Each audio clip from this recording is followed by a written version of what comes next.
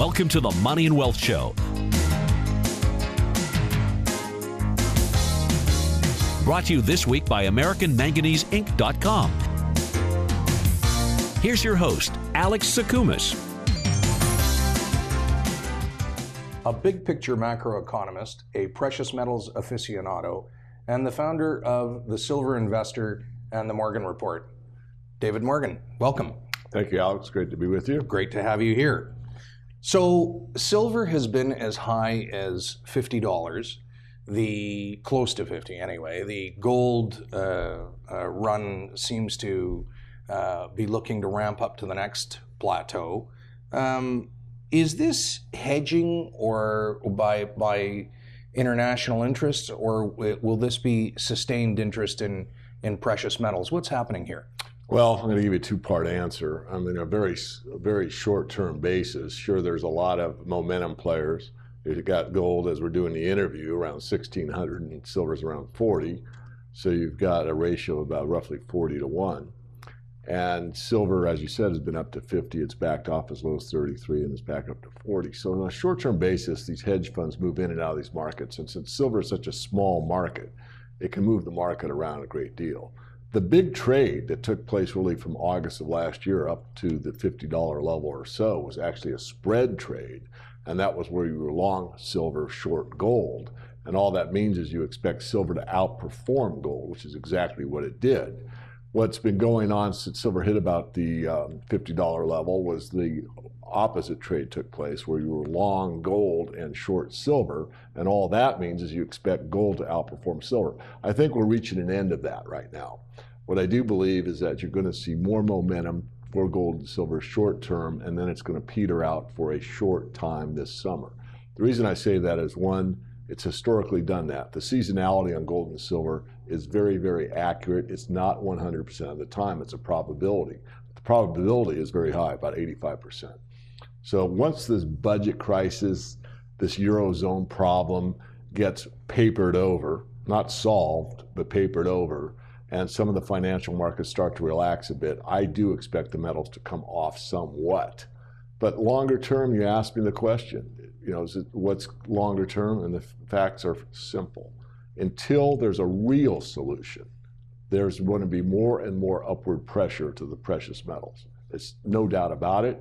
It's not just David Morgan, it's many analysts across the board. You go to Mr. Gold, Jim Sinclair, you go to James Turk. I mean, you can name person after person that's well known in the industry.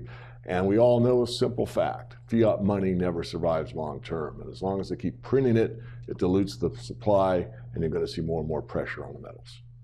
So in the old days, when the gold price, for example, was inextricably intertwined with the American dollar, meaning that the people would buy the gold to offset a weak American dollar. Are you saying we're moving away from that now, or there's more stability in that economic plank in say the platform of a France, or economic platform of France, or in Italy that apparently is also on the brink? The more uncertainty you have in any market, the more volatile the price. And since there is so much uncertainty, because no one knows what a dollar is going to be worth the day after tomorrow, what you want when you build a house is a certainty. You want to know that a foot is a foot from now until the house is built. But if the foot varied every time the contractor went out to the house day by day, what kind of a structure would you have? That's a good analogy for a dollar, because there is no tie to gold. You don't know day to day. Now, gold doesn't change, right? An ounce of gold is anywhere. It's the same mass anywhere in the universe. What changes? The amount of fiat money printed against that gold that varies in the marketplace, and it's a voting mechanism. So that's the problem. It's instability. So again, that's why you're going to see more and more pressure to the upside in terms of money, quote unquote money, fiat money, relative to the price of gold and silver. Interesting. So say we talked about large investors. What about a smaller investor? Very quickly before we go to a break. If you're a smaller investor, are you better off investing in gold or silver, or does it matter? It matters, and it's an individual case-by-case basis. It has to be, because an older investor is better off in gold because volatility is a lot less. As far as capital gains are concerned, Silver has beat gold 2-to-1 since the beginning of the bull market. From 2003 to present day, the ratio has gone from 80-to-1 to 40-to-1. So for every dollar you would have made in gold, you would have made 2 in silver. But the ride has been one heck of a ride, and that's not suitable for everyone. So again, it depends on the person themselves. Interesting. Yeah, very interesting. Let's take a break, and we'll come back and talk a little bit more about silver and gold. Very good. We'll be right back with David Morgan. Always consult your investment professional before making any investment decision. You're watching The Money and Wealth Show.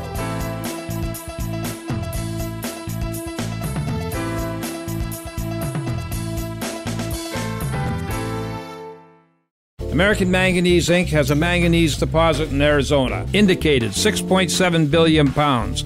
Inferred 8.9 billion pounds. Potentially the lowest cost producer of electrolytic manganese. American Manganese Inc. has a projected cash cost of 44 cents a pound. The metal trades near $2 a pound. Do the math. Trading symbol AMY. Visit AmericanManganeseInc.com or phone me, Larry Ray, at 604-531-9639. The Money and Wealth Show is archived online at TalkDigitalNetwork.com. Here's your host, Alex Sakumas. We're back with David Morgan. David, I'm a holder of a little bit of gold. I'm one of those smaller investors from years and years ago. And I've been watching the silver market very, very carefully. If I decide to invest new money into the market, am I better off buying gold or am I better off buying silver? Well, as we talked about briefly, just to reiterate quickly, it really depends on your temperament. I mean, most people can't take the volatility of silver versus gold if they're older. So usually what I tell people is the older they are and the more they have to preserve their wealth, the more they should lean toward gold. If you're flat out willing to take the risk and you're young or you're aggressive or it doesn't matter your age, you decide, hey, I want to go for the swing for the fences, silver. And here's why. Rather than say why it's better, I'm going to turn the tables on you, Alex. I'm going to ask you a few questions. Since silver went to $50 when the Hunts, quote unquote, were cornering the market, and now there's 1/4 as much silver above ground. Now there's the internet. The Chinese can buy silver. The Chinese need silver for all their industrial outlays, such as any electronic goodie like an iPad, cell phone, laptop computer, hard drive computer, you name it. Anything electrical or electronic uses silver. The Chinese used 1/70th the amount of silver that the US or North American populations use. They've already quadrupled their usage of silver on a per capita basis, and that's only increasing. Russia can buy silver. In other words, silver is now a global market, not a US only market. 1/4 of the amount of it is available for investment that was in 1980. And we know it went to 50. Where do you think the price is going to go? Well, I mean, without having your experience and the experience of someone who's deep in the market, I think sky's the limit. I've been watching silver for a while, and I think it is, if you're bullish, certainly it's certainly the investment to make. You've got the 10 rules of silver investing, as you refer to them, and without going into all of them in too much detail, how did you arrive at these 10 rules? Why weren't they 15? How come they're not 5? And tell us a little bit about each of them, or the most important ones. Sure, that's great. And it's funny, I've never been asked that question, and it's a great question. I was contacted by a gentleman in the United Kingdom, and he's putting together a book called Investing Rules. And what he did was he was getting 10 rules, so he set the number for every investment imaginable, real estate limited partnerships, pooled funds, managed accounts, of course silver was in there, mutual funds, Dow Jones stocks, on and on. And he went to every expert he could find in certain very specific segments of the markets and asked them, what are your 10 rules for investing in this market? Of course, I was given the silver market. And my number one rule, and they were to write them concise and pithy, So the number one rule was, no one wants to be a prophet of doom, but in an all-out economic collapse, silver is the money of last resort, not gold. Gold has too much unit value per coin, whereas silver is the poor man's gold and could be used in a worst case scenario for day-to-day items. And that case can be made again and again and again. Now, when I sent these off to the United Kingdom, the fellow that compiled the book was blown away because he was a gold guy. Not really a gold guy, but he was much more favorable to gold than he was to silver. And he was like, I never thought about this. But you're right. If it were a worst case scenario, gold would be great, but how do you spend it? How do you take that Krugerrand down to get a gallon of gas, right? It's pretty tough. So that's one of the rules. A few of the other ones are like, don't get a raw deal from your dealer. And getting the cheapest price isn't always the best, especially near the end of the market. What we saw in the last bull run was that some of these dealers promised and failed to deliver. So you certainly don't want that. Now, I'm not saying it's going to happen again, but markets are markets, and those things do occur from time to time. How to leverage yourself. The best way to leverage yourself is through mining shares. Safest way is with top-tier cash-rich companies, which I emphasize in my reports. And of course, we speculate as well. Another way is to accumulate over time, dollar cost averaging. I've got to throw out that we just opened up the ability for Canadians to dollar cost average into the gold or the silver market. And you can find out more at silver123.net. That's silver123, and the word net goes through a Silver Saver program. They offer gold as well. And this is a dollar cost average basis. As long as you're in a bull market, rather than time the market, all you have to do is contribute that, $100 a month, $200 a month, $10,000 a month, whatever it is for you, into the market. And over time, as long as you're still in the bull market, you will actually average in at a very good price. And it causes discipline, it teaches savings. There's a lot of things I like about a dollar cost averaging process. Very good. You talked about how one might leverage themselves. How is the American government doing in leveraging itself? Let's talk a little bit about the general economy in the United States very quickly. How is it that they're in such a huge mess? We were promised by the soaring oratory of the current president that matters would change, that what had happened before won't happen today, and it just seems like it's only gotten worse. What's happening there? Well, we all know from just common sense in life that whenever you have too much of something, it becomes less and less valuable. At one point, you go back several decades, and $1 borrowed into the economy produced almost $1 of GDP growth. So you could kind of almost borrow yourself rich. Obviously cannot do that. It's an unsound principle. But now, you borrow $6 for one unit of GDP growth. So the money supplies have been watered down to such an extent that there's very little that can be done at this point. There's a couple really important points.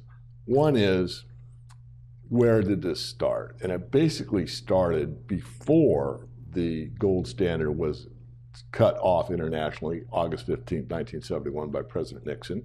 That's certainly a historic point that we should all keep in mind. But the reason he cut it off at that point in time was that there was no way near enough gold to cover the debt obligations of the United States, and he basically had to renege on that promise. So it started well before that. I remember reading a book called Bankruptcy 1999 that was commissioned by the Reagan administration to have the Grace Commission go in and find out all the fat in the federal budget and cut it out. And there's actually some very, very good ideas in that book that were never implemented. But it was actually theoretically impossible to pay off the debt back in 1999. And of course, I am not a Republican or a Democrat, so let's get that clear. I'm a political agnostic, okay? So I try to stick to the facts. And the fact is, Clinton balanced the budget, but how did he do it? Well, he took the money out of the Social Security Administration, balanced the budget with those funds, and gave them an IOU. Give them an IOU what? An IOU nothing. Because it's, again, based on the promise to pay something in the future. And he printed a little bit of money. And he printed a bit, too. Let's take a break and come right back, and we'll pick up from there. We'll be right back. You're watching The Money and Wealth Show.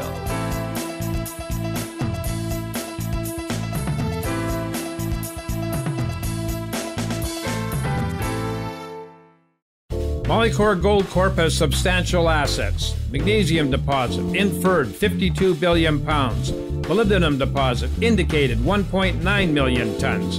Inferred 1.8 million tons at 0.087% MO. Past silver producer, average 182 ounces per ton. Trading symbol, MOR. Website, molycorp.com. Or phone me, Larry Ray, at 604-531-9639. The Money and Wealth Show is archived online at talkdigitalnetwork.com. Here's your host, Alex Sakumas. We're back with more from David Morgan. In the previous segment, we ended by talking a little bit about, I mentioned that the Clinton administration was printing a little bit of money, and of course I was being facetious, they printed a fair bit. How long can the Obama administration continue to print money? What are the repercussions other than the obvious?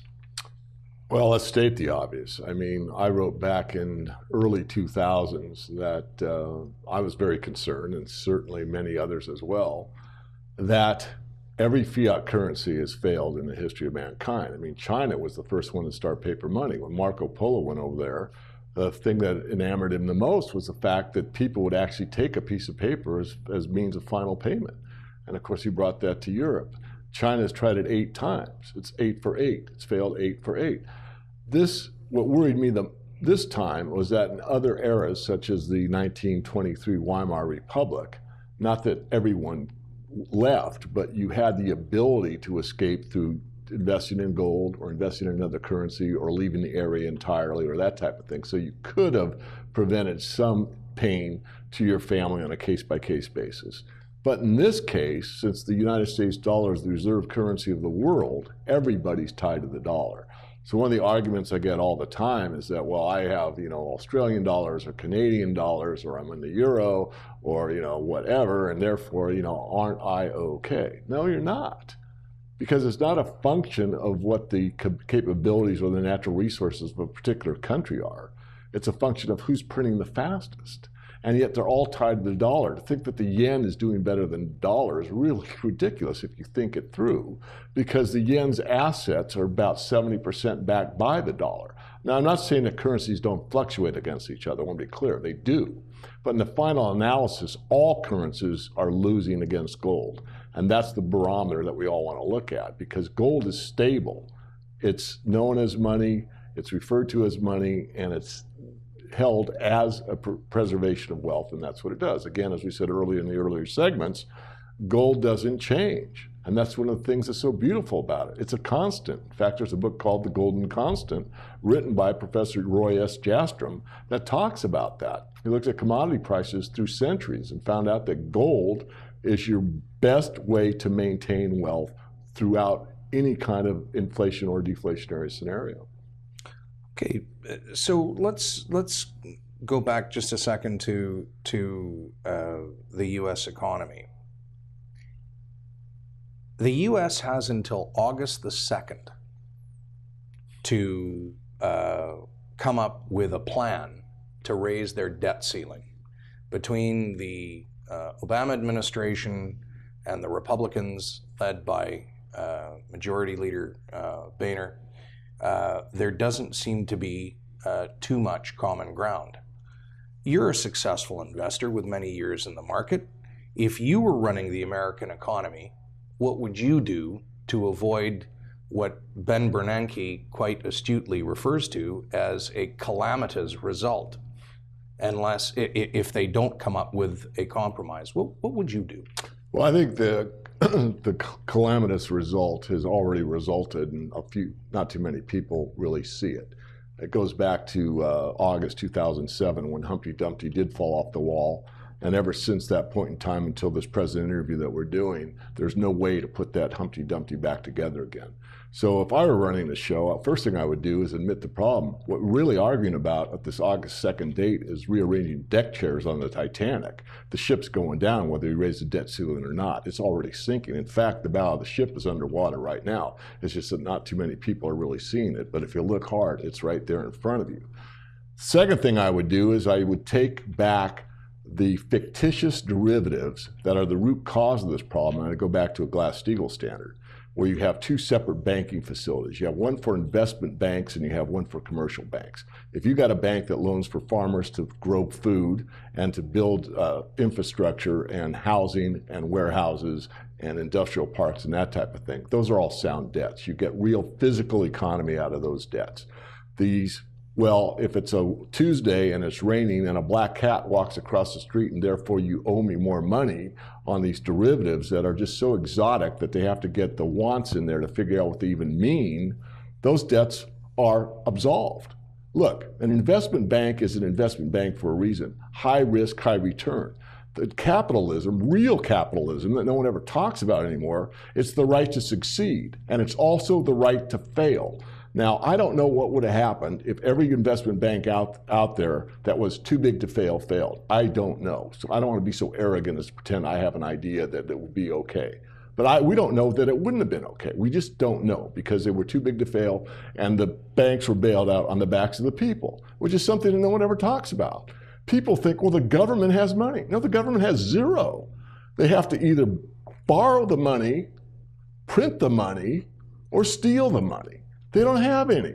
So to sit there and think, well, the government's going to solve this problem, someone isn't thinking very deeply. So I'm very upset. So what would I do? I'd reenact the law the way it stood. You can't, any of these gambling debts, they're gone. You bet wrong, and guess what? You lose. That's the game. Grow up, be a big boy. That's the way that it's always been. It should be. In my book. But, it's getting blamed. Capitalism doesn't work. The export of capitalism, blah, blah, blah, blah. We haven't seen capitalism in the United States probably since the time I was born. Let's hold that thought, take a quick break, and then we'll be right back to talk a little bit more about that. We'll be back with more from David Morgan. You're watching The Money and Wealth Show.